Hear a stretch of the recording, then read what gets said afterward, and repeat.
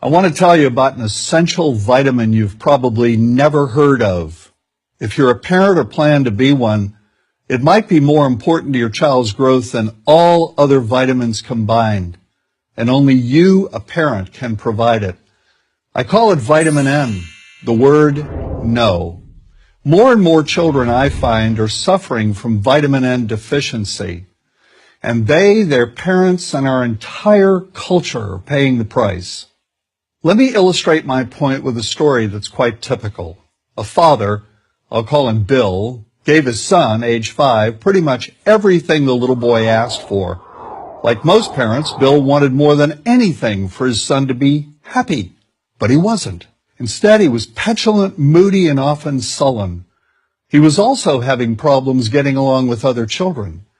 In addition, he was very demanding and rarely, if ever, expressed any appreciation, let alone gratitude, for all the things Bill and his wife were giving him.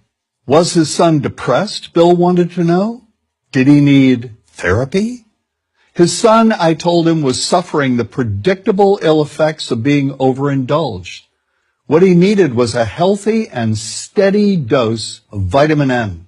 Overindulgence, a deficiency of vitamin N, leads to its own form of addiction.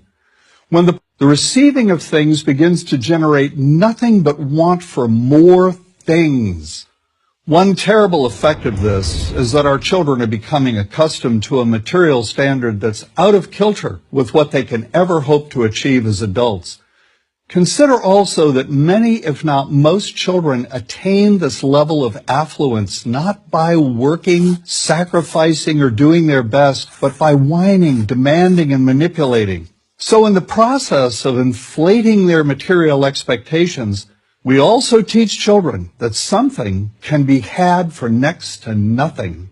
Not only is that a falsehood, it's also one of the most dangerous, destructive attitudes a person can acquire. This may go a long way toward explaining why the mental health of children in the 1950s, when kids got a lot less, was significantly better than the mental health of today's kids. Since the 50s, and especially in the last few decades, as indulgence has become the parenting norm, the rates of child and teen depression have skyrocketed. Children who grow up believing in the something for nothing fairy tale are likely to become emotionally stunted, self-centered adults. Then, when they themselves become parents, they're likely to overdose their children with material things. The piles of toys, plushies, and gadgets one finds scattered around most households. In that way, overindulgence, a deficiency of vitamin N, becomes an inherited disease, an addiction passed from one generation to the next.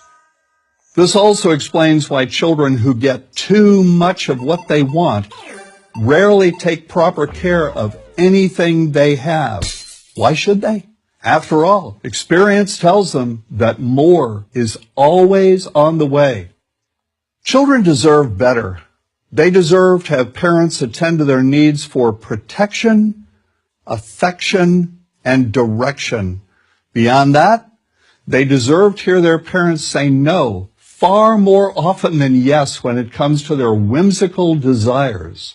They deserve to learn the value of constructive creative effort as opposed to the value of effort expended whining, lying on the floor, kicking and screaming, or playing one parent against the other.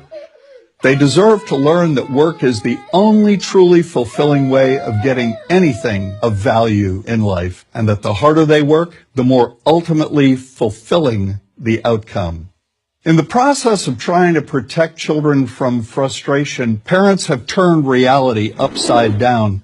A child raised in this topsy-turvy fashion may not have the skills needed to stand on his or her own 2 feet when the time comes to do so.